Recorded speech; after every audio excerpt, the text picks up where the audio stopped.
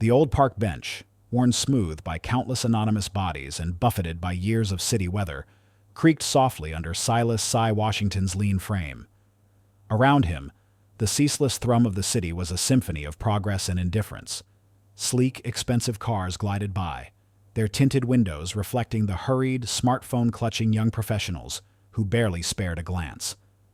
But Silas, in his faded, slightly too large jacket, with his ever-present canvas sack resting heavily beside him, remained utterly impervious to the urban rush. His gnarled fingers, surprisingly nimble, meticulously worked a needle and thread, mending a frayed sleeve on a well-loved woolen sweater. The rhythmic prick-pull of the needle through the worn fabric was the only sound that truly mattered in his immediate sphere, a quiet, meditative counterpoint to the city's cacophony. At 70 years old, Silas carried the weight of time not just in the deep lines etched around his wise, sorrowful eyes, but in the subtle slump of his shoulders. His life was one of quiet solitude in a small, time-worn apartment in the historic district, a place that clung stubbornly to its past amidst the encroaching tide of gentrification. His days were a frugal dance between his meager pension and the handful of dollars he earned by fixing broken appliances and mending clothes for his neighbors, often for little more than a grateful smile. The canvas sack, heavy and perpetually at his side, was more than just a carry-all. It was a portable archive of his life, holding cherished personal effects, forgotten trinkets, and, most importantly, a clandestine collection of documents that were his life's most guarded secret. Despite his unassuming, even disheveled appearance, Silas possessed an extraordinary mind. His memory was a vast, intricate library, particularly adept at recalling numbers, dates, and historical data with astonishing precision. This sharp intellect, however, was usually kept hidden, a private world he rarely shared. His inner conflict was a constant low thrum beneath his quiet exterior. Part of him longed for the simple peace he had cultivated, a life free from the judgmental eyes of a world that often saw only his age and his tattered clothes. Yet another deeper part yearned for recognition, for the truth of his value to be seen, and for a profound historical wrong, one he had witnessed firsthand, to finally be righted. It was a silent battle between acceptance and the burning desire for justice. He often sat for hours, watching the city unfold. His gaze would drift from the bustling street to the towering skyscrapers of glass and steel that dominated the skyline. Prominent among them was the gleaming facade of Union Trust Bank, a monolithic structure that seemed to mock the small, weathered buildings of his neighborhood. A shadow of profound sadness, tinged with a knowing melancholy, would cross his face whenever his eyes lingered on the bank. He knew its secrets, its true origins, and the forgotten promises upon which its gleaming towers had been built. Silas, however, was not one to dwell solely on his own burdens. His quiet acts of generosity were a thread woven deeply into the fabric of his community. He routinely offered his handyman skills to the elderly residents of his building, mending leaky faucets or faulty wiring, often refusing payment or accepting only a token sum. For struggling young families, he'd repair broken bicycles or worn-out toys, his patient hands bringing joy back to eager children. He found a particular solace in these small acts of service, a way to connect without the need for grand gestures or eloquent words. He was also the unofficial historian of the neighborhood, a living archive of its stories. On warm afternoons, he'd gather the local children, their bright, curious faces looking up at him as he spun tales of the streets they played on, of the people who had lived there generations ago, of the struggles and triumphs that had shaped their community. He taught them about perseverance, about dignity, about the forgotten heroes who had built the very foundations they stood upon. He never sought praise, just the bright spark of understanding in their eyes. Once he patiently showed a young boy, no older than 10, how to mend a broken bicycle chain. The boy's frustration slowly transformed into triumph as the chain clicked back into place, guided by Silas's calm instruction. A rare, warm smile spread across Silas's face then, revealing a few slightly discolored gold teeth, a quiet testament to a life lived, observed, and understood. Sometimes, a subtle movement, a telling detail, would betray the profound depths of Silas's knowledge. As he meticulously patched the sweater, A corner of an old, brittle newspaper, yellowed with age, poked out from his canvas sack. The faded headline hinted at a massive financial scandal from decades past, a ghost of a story long forgotten by most. When he passed a brightly lit billboard advertising the latest interest rates from a prominent bank, he would subtly frown, his lips moving in an almost inaudible murmur of dates and figures, calculations far beyond what an ordinary retiree would bother with. Once, while watching a news report about the booming stock market and economic growth, he shook his head with a wistful sigh. "They don't know," he murmured, his voice barely a whisper. "It's all built on sand, built on forgotten foundations." Deep within his trusty canvas sack, tucked beneath a layer of spare clothes, a worn Bible, and a few well-loved tools, was a tightly bound bundle of documents. Wrapped in an aged linen cloth, these papers were brittle, discolored with time, but meticulously preserved. They were contracts, legal letters, old newspaper clippings, and a small leather-bound ledger, all arranged with a precision that belied his outwardly casual demeanor. These weren't just old papers. They were fragments of a forgotten history, pieces of a complex puzzle that only Silas held the key to. They had been safeguarded for decades, waiting, silently, patiently, for the precise moment when their truth could finally be unveiled. That moment, though he didn't yet know it, was fast approaching. His quiet life, his carefully constructed peace, was about to be irrevocably shattered by a force far greater than a mended sweater or a broken bicycle chain. The city's indifference would soon give way to stunned attention, and Silas, the underestimated man with the sack, would finally step out of the shadows. The old park bench, worn smooth by countless anonymous bodies and buffeted by years of relentless city weather, creaked softly under Silas Cy Washington's lean frame. Around him, the ceaseless thrum of the city was a symphony of progress and indifference.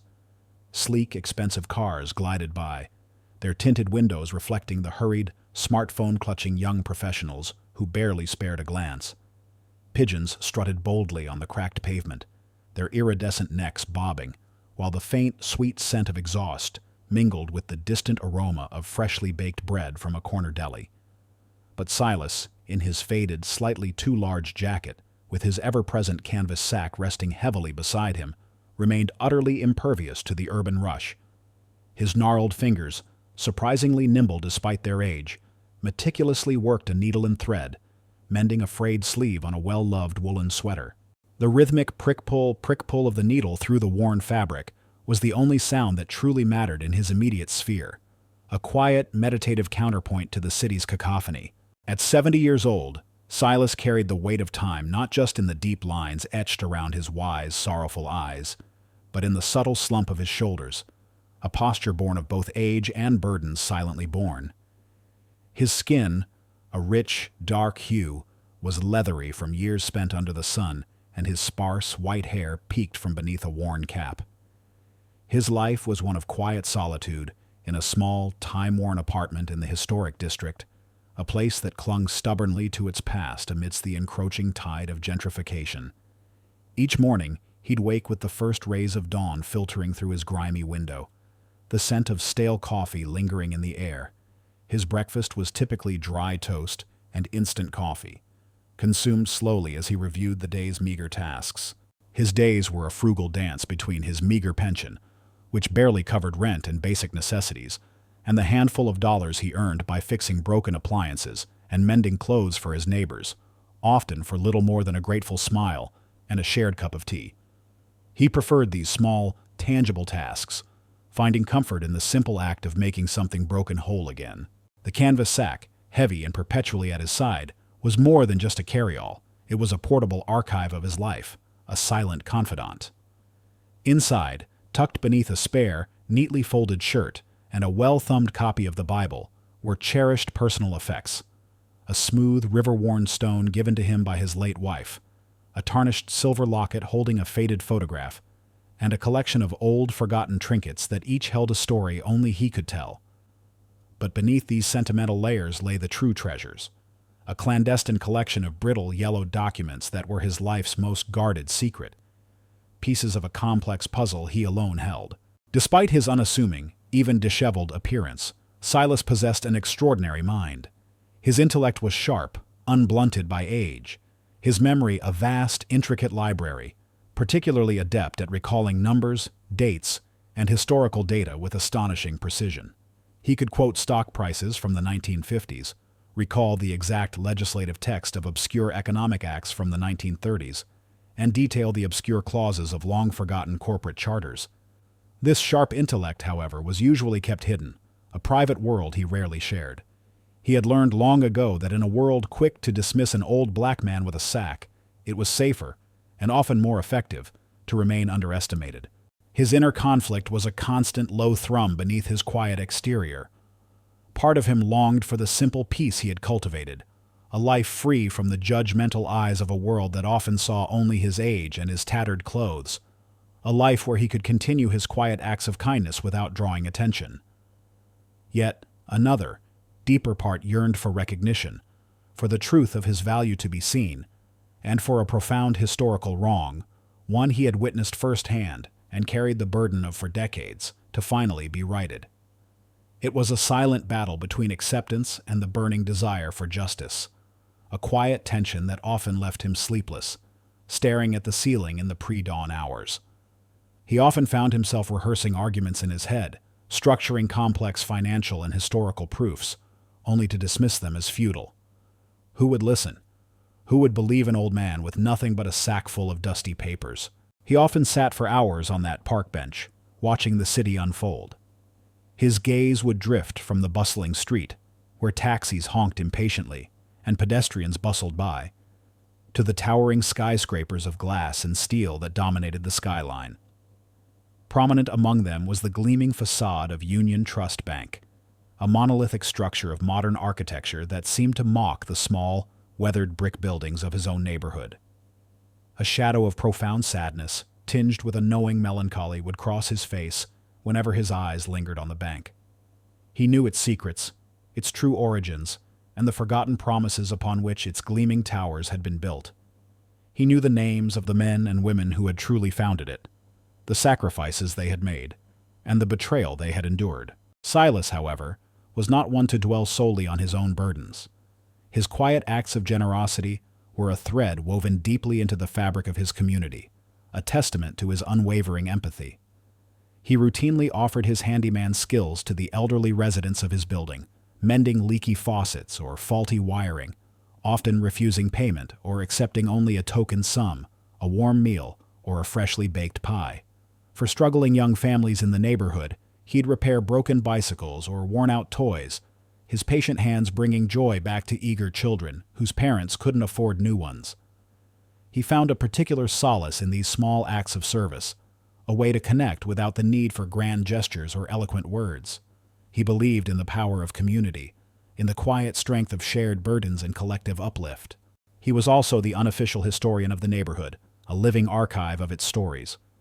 On warm afternoons, he'd gather the local children, their bright, curious faces looking up at him as he spun tales of the streets they played on, of the people who had lived there generations ago, of the struggles and triumphs that had shaped their community.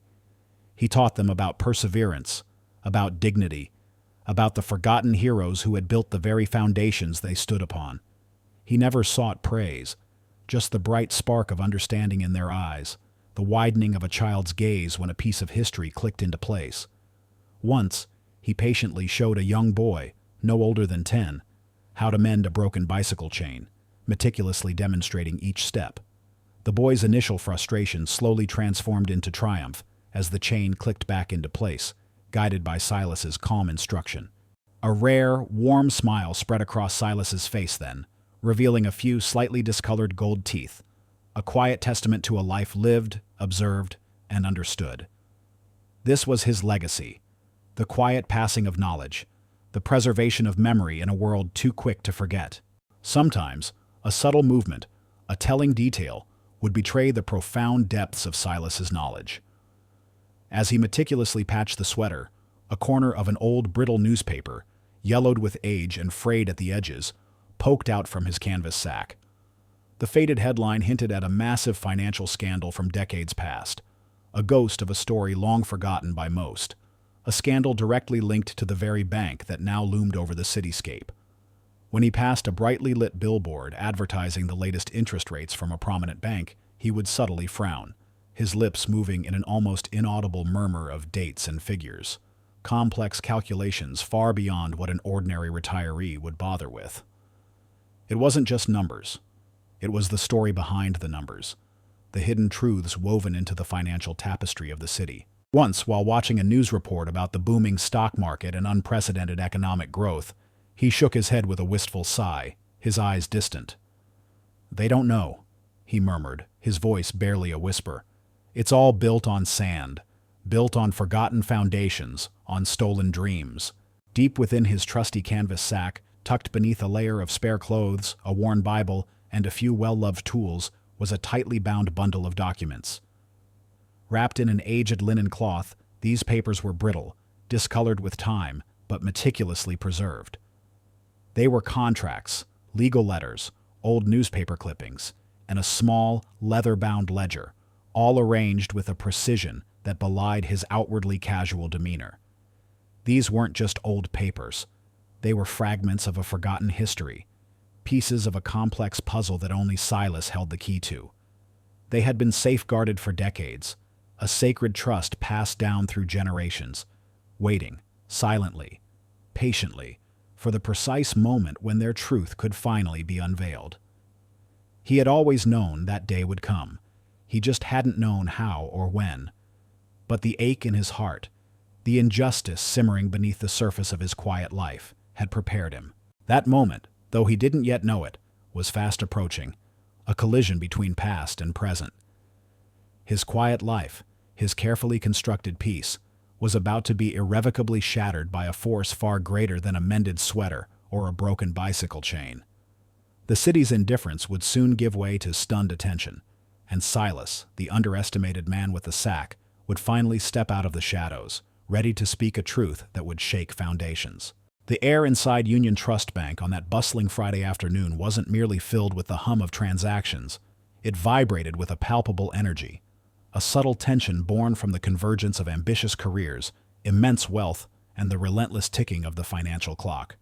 The gleaming marble floors reflected the polished brass fixtures, and the hushed murmurs of the patrons blended with the soft, almost imperceptible rustle of crisp banknotes. It was a temple to finance, a monument to prosperity. Silas stepped into this opulent space, a stark contrast to his own humble reality.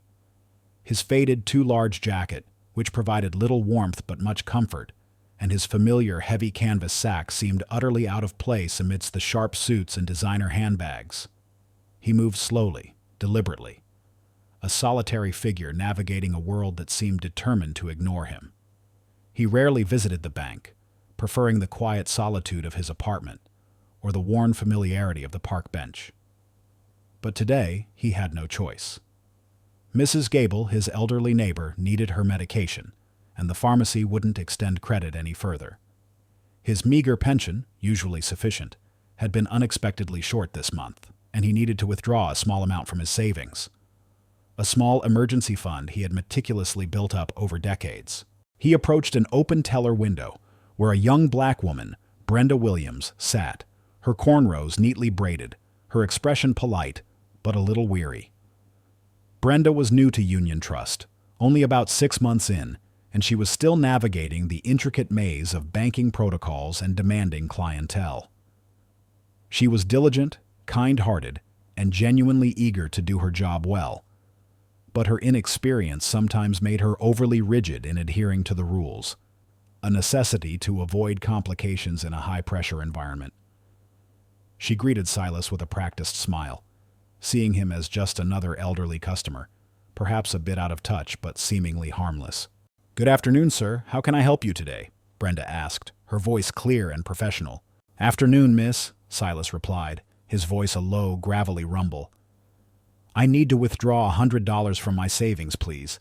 Account number is—" He recited the long string of digits from memory, a testament to his sharp mind. Brenda nodded, typing the number into her system. Silas handed her his old laminated identification card, its corners softened with age, yet still perfectly valid.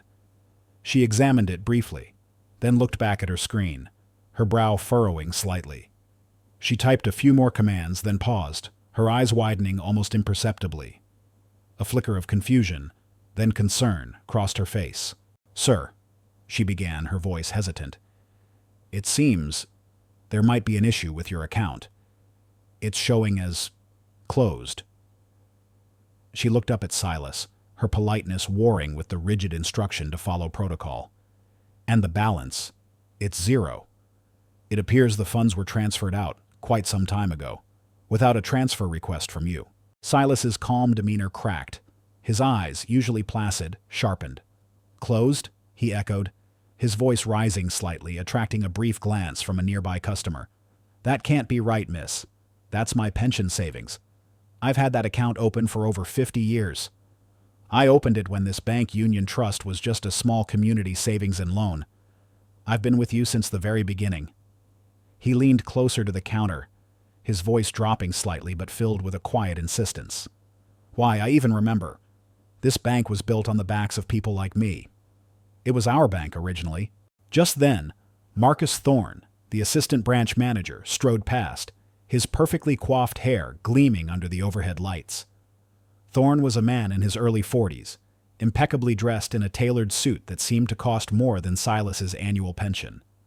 His slick corporate smile was perpetually plastered on his face, an artificial veneer that barely masked an inherent arrogance and condescension. He thrived on perceived status and demanded overt deference from those he considered beneath him. Thorne was well connected, a nephew of a powerful member of the bank's board of directors, and he believed his position was untouchable, his judgment unquestionable. He paused, having overheard Silas's raised voice and the slightly anachronistic claim of "our bank." He glanced at Silas, his eyes narrowing in thinly veiled disdain at the old man's appearance. "Is there a problem here, Miss Williams?" Thorne interjected, his voice smooth and authoritative, but laced with a subtle impatience. He didn't wait for Brenda to answer, turning his gaze directly to Silas. "Everything all right, sir? Sounds like you're having some delusions about our establishment." He chuckled, a condescending guttural sound, for the benefit of Brenda and a few other tellers who subtly stiffened. Silas turned his full attention to Thorne, his eyes, usually gentle, now holding a spark of challenge. "My account has been closed without my knowledge, and my funds are gone," he stated, his voice firm. "And I was merely remarking that this bank, Union Trust, has a history that goes back further than these glass walls.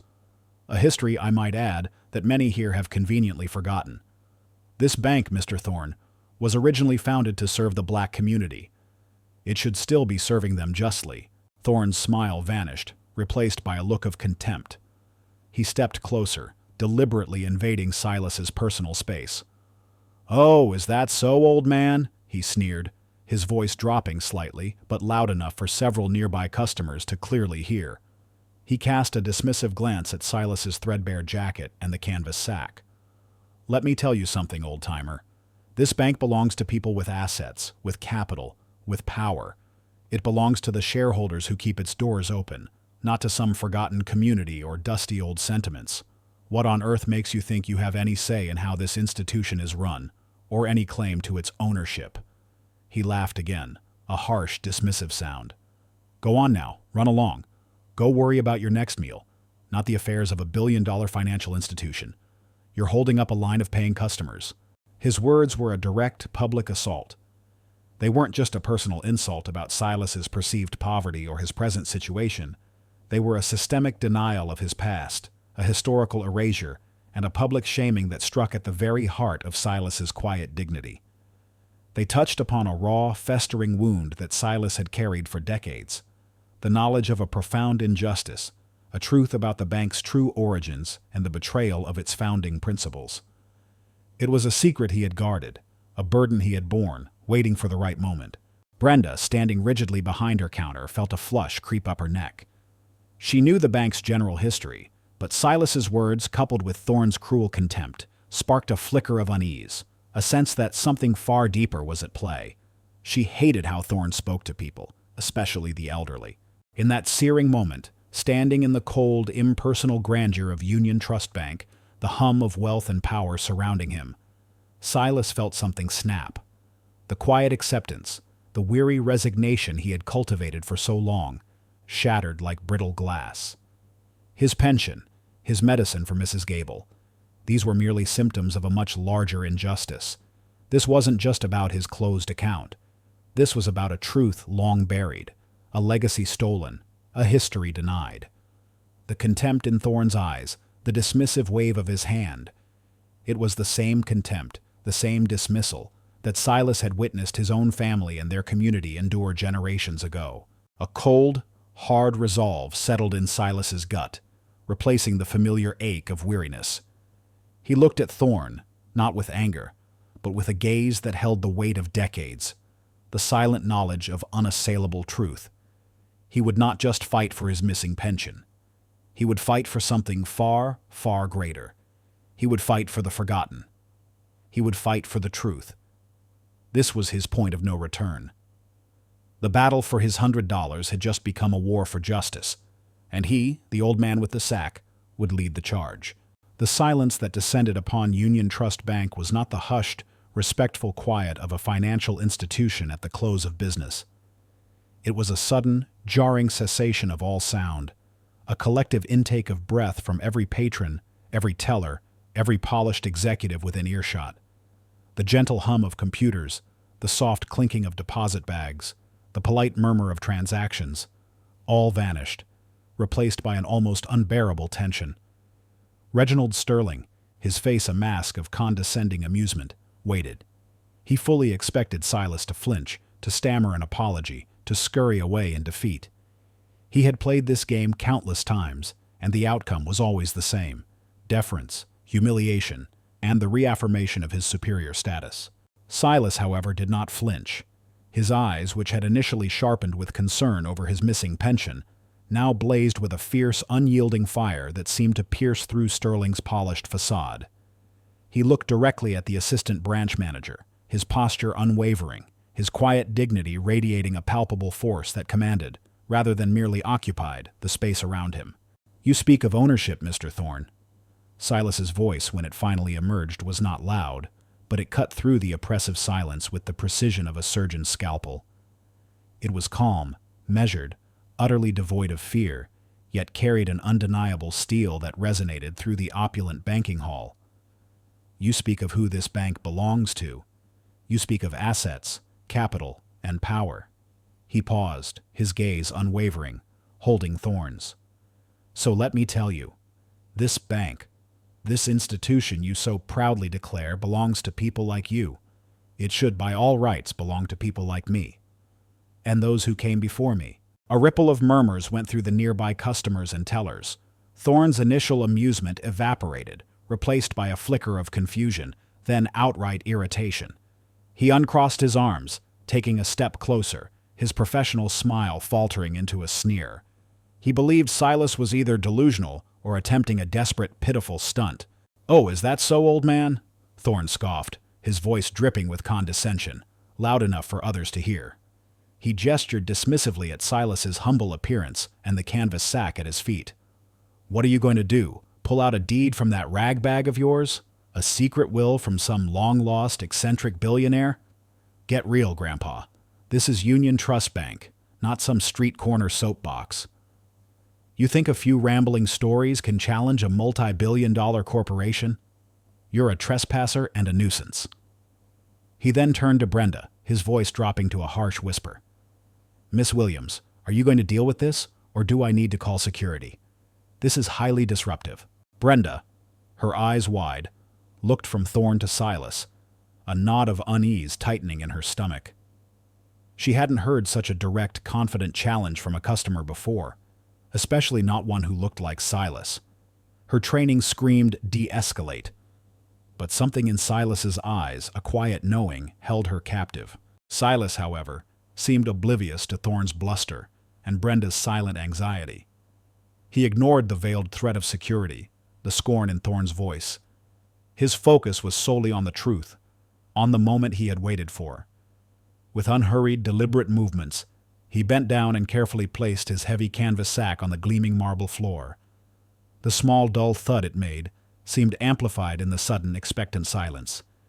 He slowly uncinched the drawstring, revealing not rags or trinkets, but a tightly bound bundle of documents wrapped meticulously in aged linen. He reached in, his gnarled fingers carefully extricating the bundle. As he unwrapped the cloth, a faint scent of old paper and dust, like a forgotten library, wafted through the air. What he revealed were not random papers, but meticulously preserved photocopies of contracts, brittle legal letters, and yellowed newspaper clippings, some so old their print was almost illegible, dating back to the 1930s and 1940s. These were not mere personal mementos, they were historical artifacts, fragments of a forgotten era. He selected one document, a particularly brittle, faded contract, its edges softened by time. He held it up, his fingers surprisingly steady, pointing to a muddled section near the bottom. His voice, when he spoke again, was no longer just firm. It resonated with a quiet power, each word imbued with decades of suppressed truth. "Mr. Thorne," Silas began, his voice echoing with an almost prophetic quality in the stunned silence. "Do you know about the Community Banking Act of 1937, or perhaps the original charter of what was then known as the Freedmen's Cooperative Savings and Loan?" He didn't wait for Thorne to answer. "Do you know that this institution, which later became Union Trust Bank, was initially capitalized and built by the collective contributions of the Black Laborers Union and countless small black investors from this very community during the darkest days of the Great Depression?" Thorne's sneer froze on his face. His perfectly coiffed hair seemed to stiffen. His jaw dropped. His eyes, fixed on the ancient documents in Silas's hand, widened in genuine disbelief. He knew nothing of this. His version of the bank's history began with the gleaming towers and the modern corporate structure. The very idea that this institution, built on the principles of high finance and elite power, could have such humble, and to him, undesirable origins was utterly alien. He stammered, trying to formulate a reply, but no words came. Silas continued, his voice gaining momentum, weaving a tapestry of forgotten history. "Do you know that within that original charter, there was a specific, unwritten, but widely understood preferential share ownership clause, a verbal agreement cemented by trust and necessity, intended to protect the initial investments of those founding members whose modest assets had been unfairly seized or decimated during the Depression?" He paused, allowing the weight of his words to settle. "They invested their meager savings, their sweat, their hope, into building a bank that would serve their own. And those investments, Mr. Thorne, never truly disappeared. They were merely recategorized, hidden, buried beneath layers of complex financial restructuring." A collective gasp swept through the bank lobby. Customers, who had initially been annoyed by the disturbance, now leaned forward, captivated. This wasn't just an old man complaining about a closed account. This was a revelation, a powerful challenge to the very foundation of the prestigious institution. Brenda Williams, who had been anxiously clutching her pen, now stared at Silas with wide, disbelieving eyes. Her initial concern morphed into profound fascination, then a dawning awe. She knew the bank's general history, but this deeper narrative, this uncomfortable truth, was entirely new. Her lips parted slightly, a silent wow escaping her. The security guard, who had been slowly approaching at Thorne's earlier signal, stopped dead in his tracks, his eyes darting between the stunned assistant manager and the calm, authoritative Silas. The air was thick with the unspoken gravity of the moment. Silas had not merely revealed a personal secret. He had unearthed a vital, uncomfortable piece of history, a truth about ownership and legacy that had been deliberately suppressed for decades. And in doing so, he had transformed himself from a perceived nuisance into an unexpected, formidable force. The confrontation had turned into a powerful unveiling, not just of Silas's hidden knowledge, but of the bank's hidden past, a revelation that promised to shake its very foundations. The silence that gripped Union Trust Bank was now a living entity, thick with the weight of Silas's revelations. Every eye in the grand hall was fixed on the old man, who stood calm and resolute amidst the unfolding drama.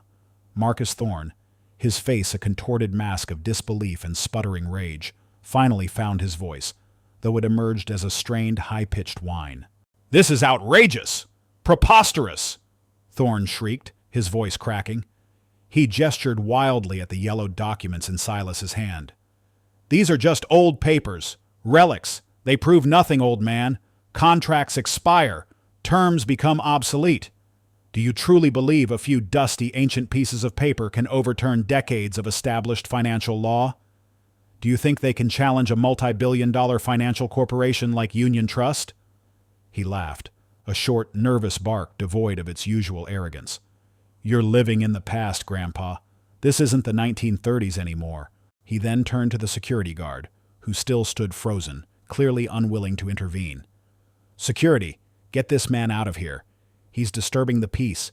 He's making absurd claims and harassing my staff. But the guard hesitated, his gaze lingering on the captivated faces of the customers, many of whom were now openly whispering, and even pulling out their phones to record the unfolding scene. The palpable shift in the room's atmosphere, from polite indifference to stunned engagement, was undeniable. Thorne, desperate to regain control and salvage his rapidly crumbling authority, spun back to Silas. His eyes narrowed, glinting with a renewed venomous malice. All right, old man. You want to talk about proof? You want to talk about legality? He pulled out his expensive, gold-plated smartphone, its screen glaring brightly in the polished hall. Then let's do this properly. You claim ownership? You claim a historical wrong? You need to back that up, not with fairy tales, but with concrete evidence. You need legal, verifiable proof, right here, right now. He tapped furiously on his phone. I'm setting a timer. You have exactly 15 minutes. His voice boomed, cutting through the murmurs, intended for the entire bank to hear. 15 minutes to present a coherent, legally sound argument. You need to identify the exact historical financial records that support your claim. You need to specify the legal precedents. And most importantly, he leaned in, his voice dropping to a theatrical whisper, thick with disdain. You need to definitively prove your direct lineage and legal right to inherit any such obscure preferential share ownership from these so-called founding members. Unless you have a certified will, a direct line of inheritance, and a legal team to back you up, these are just rambling delusions. He straightened, a cruel, triumphant smirk returning to his face. If you fail, if you cannot present irrefutable evidence within this time frame, I will not only have you removed, but I will press charges for public disturbance and attempted extortion. Do you understand, old man? This isn't a game. This is the real world. And in the real world, words mean nothing without proof. So, prove it. Or finally know your place. The ticking of Thorne's phone timer began, a loud, insistent beep that echoed ominously in the suddenly suffocating silence of the bank. Each second felt amplified, a cruel reminder of the impossible task laid before Silas. It was a clear attempt to overwhelm him, to make him crack under pressure. This wasn't just a confrontation. It was the ultimate test. Silas felt the immense weight of the challenge settling on his thin shoulders. He was alone. Brenda, though clearly sympathetic, was just a teller, bound by strict corporate rules. The customers were spectators, their faces a mixture of morbid curiosity and genuine apprehension. He had no lawyer, no powerful allies, just his memories and the stack of brittle papers in his sack. He was literally hanging by a single hair, his entire claim, his dignity, and potentially his freedom, resting on his ability to perform under extreme duress. The modern, imposing environment of Union Trust Bank, with its cold marble and gleaming chrome, seemed to loom over him, a symbol of the very system he was trying to challenge. He closed his eyes for a moment, shutting out Thorne's sneering face, the watchful eyes of the security guard, and the nervous whispers of the crowd. He heard the faint rustle of papers in his sack, felt the reassuring weight of them. He remembered his father, a proud, hard-working man, sitting at their kitchen table, painstakingly poring over documents, his brow furrowed with a mixture of hope and frustration. He remembered the hushed conversations among the community elders about the Freedmen's Co-op, about the promises made and then, slowly, meticulously, broken. He remembered the quiet despair in his mother's eyes when the final news came, that their family's small investment, their hope for a better future, had simply vanished, reabsorbed into the very system it was meant to defy. This wasn't just about his money, it was about the collective memory, the stolen dreams of a generation. He opened his eyes, and the fear, the doubt, had vanished, replaced by a cold, hard resolve. Thorne's words, "Know your place," echoed in his mind, fueling a quiet fire. He would not just survive this test, he would transcend it. He would not just present facts, he would tell a story, a meticulously documented truth that would shake the very foundations of this bank. He would make Thorne and everyone else understand. He would make them feel the weight of history. He reached into his sack again, his movements slow, deliberate, each action imbued with profound purpose. He began to arrange his documents on a nearby empty counter space, spreading them out with the care of an archaeologist uncovering ancient scrolls. The faint scent of aged paper filled the air around him, a silent counterpoint to Thorne's ticking clock. He saw Thorne's impatient tapping, felt the eyes of the crowd on him, but he was no longer truly aware of them. He was in his own world now, a world of facts, figures, and undeniable truth. The battle had begun, and Silas, the old man with the sack, was ready. He had all the proof he needed, meticulously collected over decades, waiting for this very moment. And he would not fail. The ticking of Marcus Thorne's phone timer was a relentless, amplified heartbeat in the suffocating silence of Union Trust Bank. 15 minutes. 15 minutes to unearth decades of buried truth, to connect intricate legal threads, and to prove a lineage that spanned generations. Silas felt the immense weight of the challenge, a physical burden pressing down on his frail shoulders. He heard Thorne's smug, impatient tapping, the nervous shuffling of feet from the curious onlookers, and the almost imperceptible click of a pen from a still stunned Brenda. The pressure was a palpable force, threatening to crush him. He closed his eyes for a fleeting moment, shutting out the glaring fluorescent lights, the expectant faces, and the sneering contempt of Marcus Thorne. In that profound darkness, memories flooded his mind, a kaleidoscope of images and sounds. He saw his father, strong and resolute, meticulously documenting every transaction in a worn ledger, his brow furrowed with a mixture of hope and unwavering conviction. He heard the hushed, urgent conversations among the community elders in dimly lit rooms, their voices filled with a fragile optimism as they pooled their meager resources to invest in the freedmen's cooperative savings and loan. He remembered the quiet pride, the shared dreams of building something for themselves, for their children, a foundation of economic independence in a world determined to deny them. But then other, more painful memories intruded, the subtle shifts in power, the whispered betrayals, the complex legal maneuvers that slowly, meticulously, reclassified their assets, transforming ownership into mere contributions. He remembered the crushing despair in his mother's eyes when the final news came, that their family's small investment, their hope for a better future, had simply vanished, reabsorbed into the very system it was meant to defy. The grief, the resentment, the quiet desperation, all of it surged within him, a tempest of conflicting emotions. "This is it, Silas," a voice whispered in his mind. "This is where you fail. Thorne's right. You're just an old man with a sack. Who will believe you against a corporation?" But then another voice, clear and strong, resonated from the depths of his memory. His father's voice, loving and firm. "Son, truth is like water. It always finds a way. No matter how deep they bury it, it will eventually rise. And when it does, it will cleanse." Silas took a deep, shuddering breath, filling his lungs not with fear, but with the quiet strength of his ancestors. When his eyes opened, they no longer held doubt or resignation, but a blazing, indomitable resolve. He was not playing for Thorne's approval or for a mere $100. He was playing for his father, for his mother, for every silenced voice, every overlooked contribution, every dream stolen. He was playing to reclaim a stolen legacy, to finally cleanse the historical record. His hands, which had briefly trembled with the weight of decades of injustice, now moved with an almost fierce determination. He began to speak, his voice gaining strength with each word, weaving a narrative that was both a meticulous legal argument and a heart-wrenching historical account. He pointed to the documents spread before him, each one a tangible piece of his truth. "Mr. Thorne," Silas began, his voice resonating through the silent hall, "you asked for legal proof. Let us begin with Exhibit A."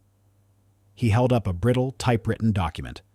This is a certified copy of the original charter for the Freedmen's Cooperative Savings and Loan, filed on May 12, 1935, with the state of New York.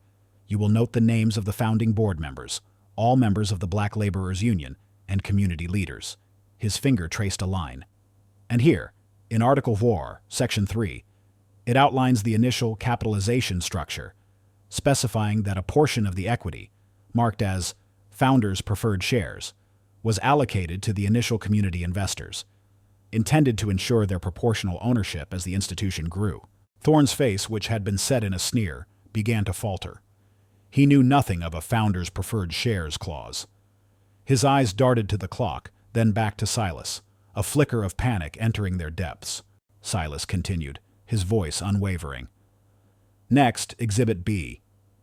He held up a yellowed newspaper clipping from 1941.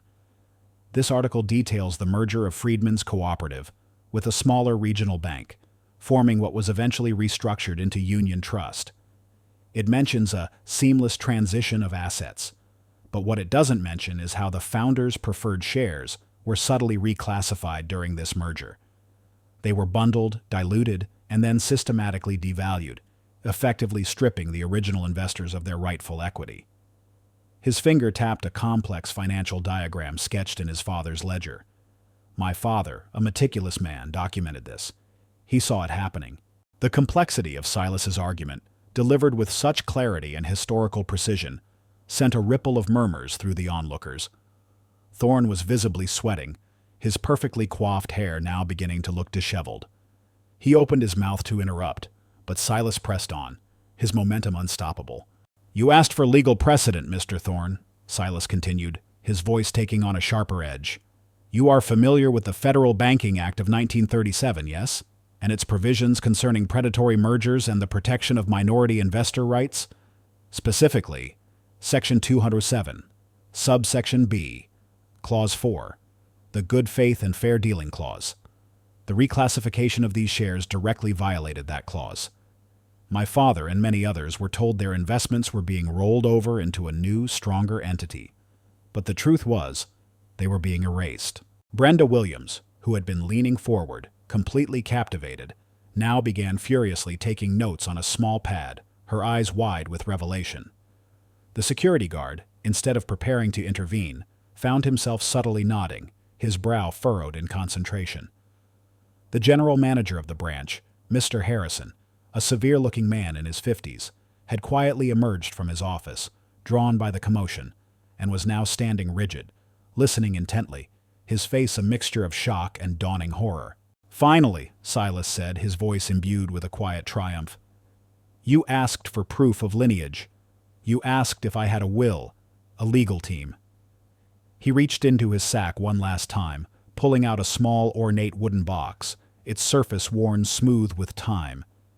He opened it, revealing a small yellowed Bible and, nestled within its pages, a crisp, perfectly preserved baptism certificate, and a hand-drawn family tree meticulously rendered in faded ink. But the most crucial item was a small, sealed letter, addressed to his father, dated July 15, 1943.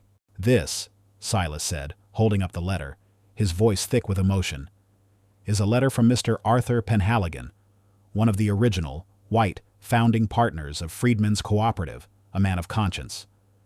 In this letter, he explicitly apologizes for the unethical restructuring, admits to the systematic devaluation of the founders' preferred shares, and states his solemn intention to ensure the rightful inheritance of these shares be honored in due time to the direct descendants of the original community investors.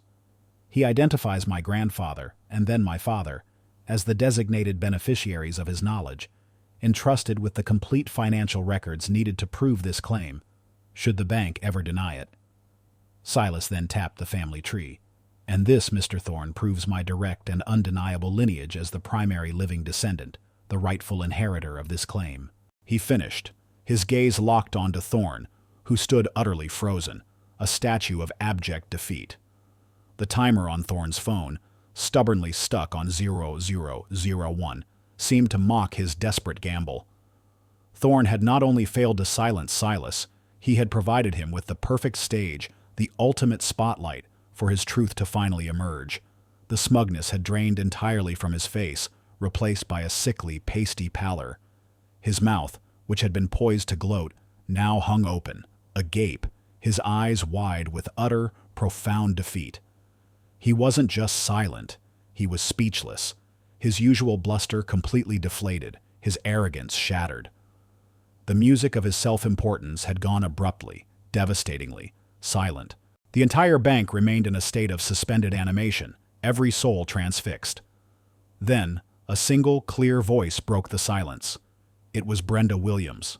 "My God," she whispered, her eyes shining with unshed tears, her face a mixture of awe and profound regret. She looked at Silas, then at the stunned general manager, then back at Silas, a new, fierce determination shining in her eyes. "He's right. Every word." And with that, the dam broke. A wave of murmurs, then gasps, then outright exclamations of shock and indignation swept through the bank. Customers, who had initially been amused by Thorne's cruelty, now looked at him with open disgust, their faces reflecting the dawning realization of the magnitude of Silas's claim. They had witnessed not a mere dispute, but a historic unveiling, a public stripping away of corporate pretense. The triumph wasn't just Silas's, it was theirs too, a shared catharsis against the casual cruelties of the world. Reginald Sterling, who had been poised to gloat, slowly, mechanically, lowered his head. He had tried to break Silas, but Silas had soared, and in doing so, had broken him. The victory was complete, absolute, and undeniably sweet. The truth, like water, had indeed found its way to the surface, cleansing everything in its path. The thunderous applause eventually subsided, leaving an electric hum in its wake, a collective energy that vibrated through Union Trust Bank. Patrons slowly returned to their seats or resumed their hushed conversations, but their gazes remained fixed on Silas. The previous tension had dissipated, replaced by a palpable sense of awe and profound respect for the man who had just delivered not just a legal argument, but a searing, undeniable historical truth. Marcus Thorne, however, remained a picture of utter, pathetic defeat.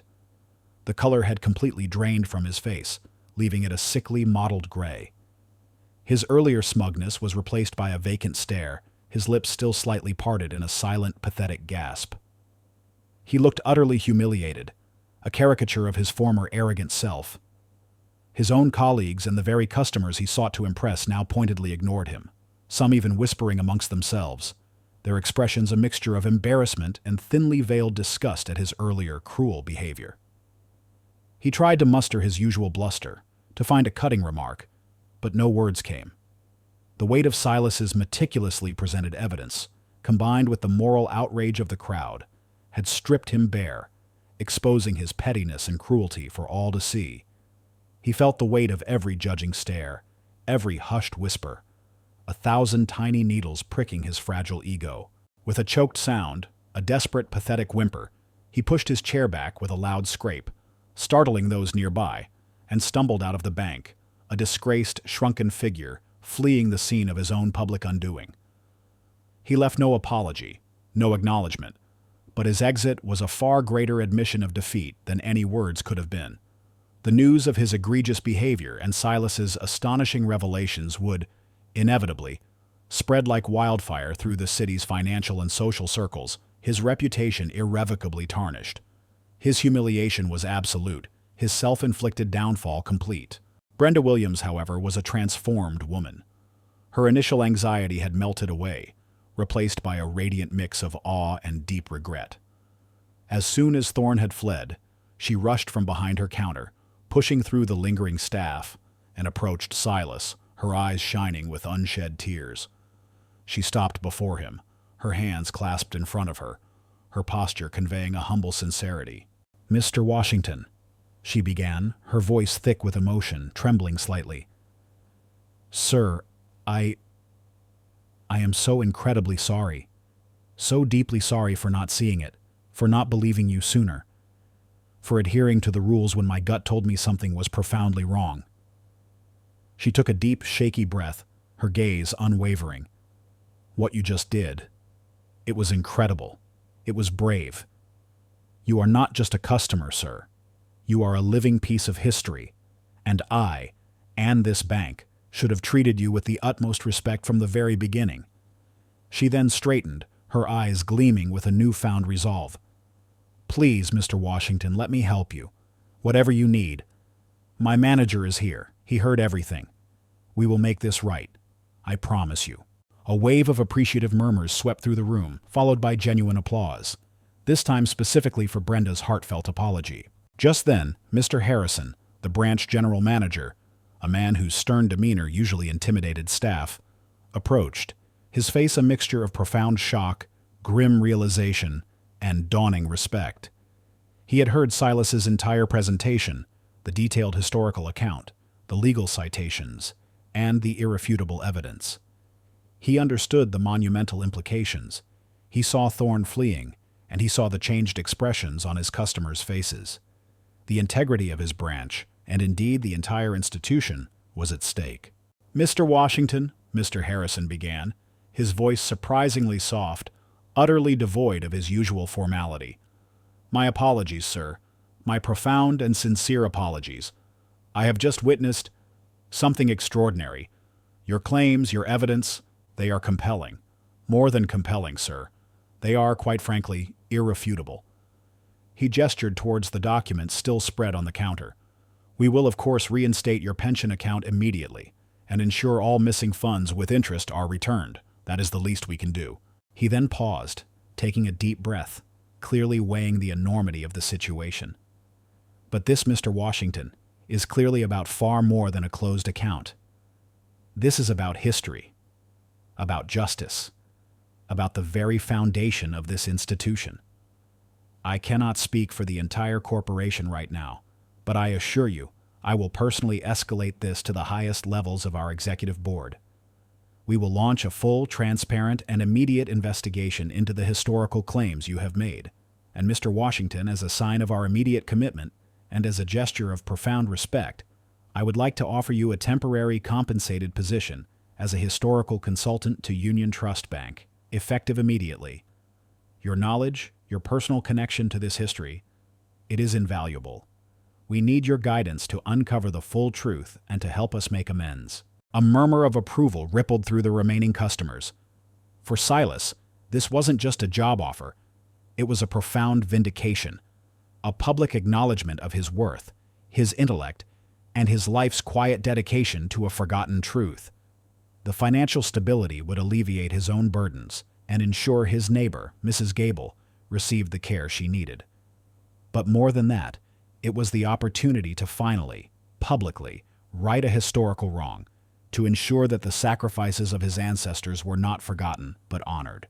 "Mr. Harrison," Silas replied, his voice soft but clear, brimming with a quiet gratitude that transformed his face, bringing a genuine, radiant warmth to his eyes. "Thank you. Truly. This means everything." He extended a hand, and Mr. Harrison, with a rare, humble smile, warmly clasped it, a symbolic bridge built between an old man and a powerful institution. Later that evening, after the last of the awestruck patrons had departed and the bank was finally quiet, Silas and Brenda sat together at a small, intimate table in the corner of the silent lobby, sharing cups of hot tea brought by a genuinely apologetic Mr. Harrison, who had insisted on staying late. The bank was clean, the tension gone, but the echoes of Silas's powerful words still lingered in the air. "I still cannot believe it, Mr. Washington," Brenda began, shaking her head slowly, a look of wonder on her face. "Such a story, such vital history hidden for so long. Why? Why did you keep it a secret?" Her voice was gentle, filled with a genuine curiosity rather than accusation. Silas sighed, the familiar weariness briefly returning to his eyes, though now it was tinged with relief and a profound sense of peace. "Life, Brenda. Life intervened. My father. He entrusted me with these documents, with this truth. He wanted justice, but the world wasn't ready then.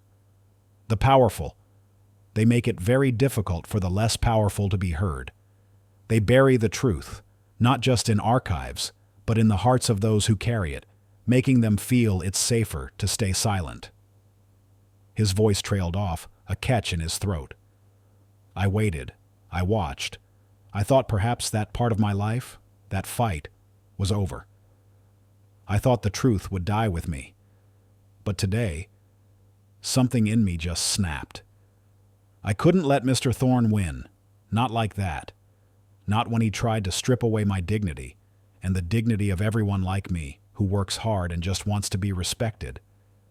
It was unavoidable. Brenda nodded, a profound understanding passing between them. Unavoidable, she echoed softly, her eyes meeting his. Yes, sometimes true genius, true spirit, true justice must break free, no matter the chains that bind it. I am truly honored, Mr. Washington, to be a part of your journey now. From this day forward, Union Trust Bank will be different, and it will be because of you. She raised her teacup in a silent toast. To you, Mr. Washington, the truth teller. Silas raised his own cup, the steam curling warmly around his face. A sense of deep peace settled over him, a calm he hadn't felt in years. The future, for the first time in a very long time, felt not like a burden, but like an exhilarating, vibrant symphony waiting to be composed, a new chapter in a story he thought had already ended. 7 years later, the very fabric of the financial world, particularly within the hallowed halls of traditional banking institutions, hummed with a different, more ethical energy. The pervasive atmosphere of dismissive prejudice and systemic complacency that had once subtly permeated elite financial circles had largely dissipated, replaced by a tangible sense of improved professionalism, genuine respect, and equitable treatment for customers and employees from all walks of life. It was a transformation directly attributable to the quiet, yet profound influence of Silas Cy Washington. The echoes of Marcus Thorne's sneering contempt and the initial defensive backlash from cynical industry critics had long faded, replaced by widespread recognition of Silas's unyielding integrity and his strategic foresight, delivered not through corporate power, but through the undeniable, universal language of verifiable truth and historical justice. Silas Washington, now universally revered not just for his extraordinary memory and meticulous research, but for his unshakable moral compass, had become one of the most influential and respected figures in the national banking reform movement, and indeed, a quiet but powerful thought leader in financial ethics and community reinvestment.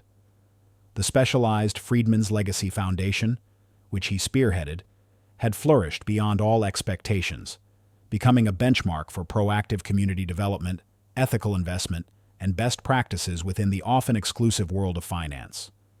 His unique blend of historical knowledge and deep personal understanding of systemic adversity, forged during his challenging years, proved to be an unstoppable force against financial elitism, systemic discrimination, and even subtle forms of corporate negligence within the banking industry. Under his relentless guidance, the foundation had dismantled several intricate, multi-layered barriers for aspiring entrepreneurs from underserved communities, exposed pervasive patterns of bias across multiple major financial institutions, and, most importantly, implemented industry-wide policy changes that recovered billions in illicit gains from exploitative historical practices, while significantly enhancing community welfare, equitable access to capital, and truly fair lending practices. He no longer needed to carry his sack of documents as a tool for confrontation. Their power was woven into the very fabric of his reputation, his every action, and the transformed institutions he had helped reshape. Brenda Williams, the young teller who had initially misunderstood Silas, found her own path profoundly influenced by his public triumph. Inspired directly by Silas's courage and unwavering stand, Brenda had ascended rapidly within Union Trust Bank.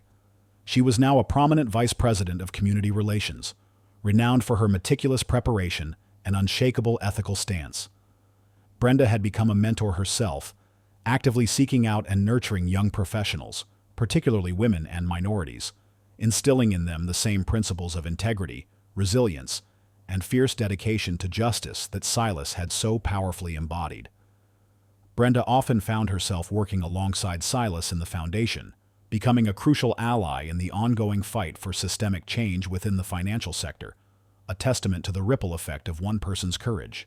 As for Marcus Thorne, his reign of petty tyranny and prejudice was a distant, bitter memory. His public humiliation at Union Trust Bank was merely the first crack in his meticulously crafted facade.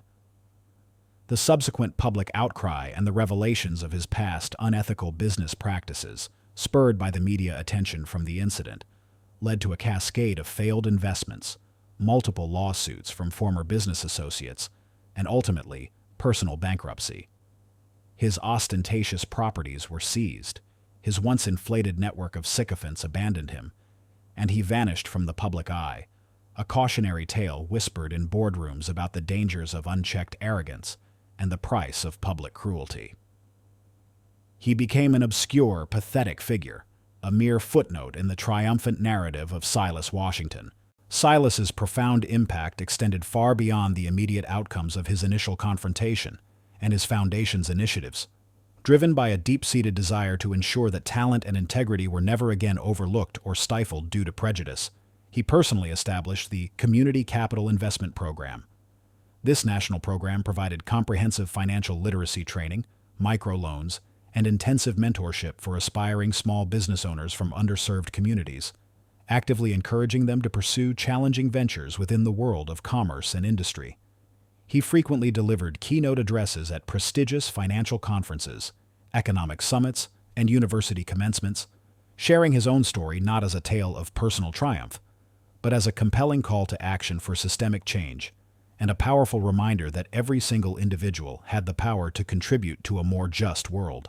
His speeches resonated deeply, inspiring millions and fostering a new generation to champion financial equity with both sharp intellect and unwavering moral courage. On a crisp autumn afternoon, precisely 7 years to the day after the infamous bank confrontation, Silas found himself standing on the grand stage of the National Museum of African American History and Culture in Washington, D.C., the very pinnacle of historical reverence, bathed in the soft glow of the spotlights. The auditorium was packed to capacity, a sea of expectant faces stretching into the vast, hushed darkness.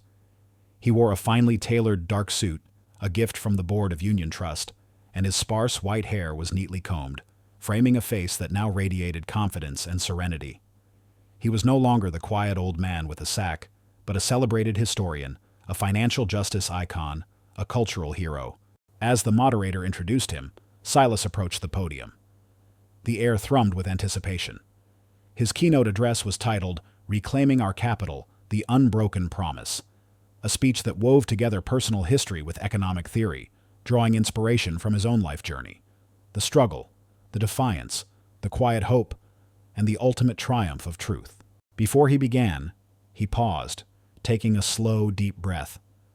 He looked out at the sea of faces, a profound sense of gratitude washing over him. He saw Brenda Williams, now a rising star in the banking world, beaming proudly from the front row. She had not only fulfilled her promise to be his greatest advocate, but had become a lifelong friend and a key board member of his foundation. He saw his neighbor, Mrs. Gable, now a healthy, thriving woman, her eyes shining with admiration. He saw a scattering of other familiar faces, former customers from Union Trust, financial executives who had once been skeptical, now ardent supporters. And then, his gaze drifted to a single, carefully placed, empty chair beside the podium, bathed in a soft, ethereal light. On it rested his old, beloved canvas sack, neatly folded. It was where his father's legacy, and the legacy of all those who came before him, would have sat. A gentle, knowing smile touched Silas's lips. He felt their presence, not as haunting memories, but as guiding spirits, a quiet melody playing in his heart. He turned back to the microphone, his hands clasped before him. The moment had arrived. This wasn't just a speech. It was a testament to resilience, to the power of truth, and to the indomitable spirit of a man who refused to let prejudice define him. His journey, born from humiliation, had blossomed into a symphony of hope, echoing across stages and touching lives across the globe. He began to speak. His voice, clear and strong, filled the hall, a powerful, soaring narrative that spoke not of past pain, but of future possibilities, of the quiet strength found in every human heart, waiting to be unleashed. It was a beautiful, triumphant story, a testament to courage, intellect, and the enduring harmony of justice. His words enveloped the audience, carrying them on a wave of pure emotion, a profound and inspiring message of what happens when one man, armed with nothing but his undeniable truth and an unbreakable spirit, decides to reclaim his voice, his dignity, and his rightful place in the world. The catharsis was complete, the vindication absolute, and the melody of hope would resonate for generations to come. If this story stirred your heart, if it reminds you that courage can alter destinies, and that light always finds a path even in the deepest darkness, please leave a comment. Share this story with those who need inspiration. Like, subscribe, and hit the bell to never miss our upcoming stories.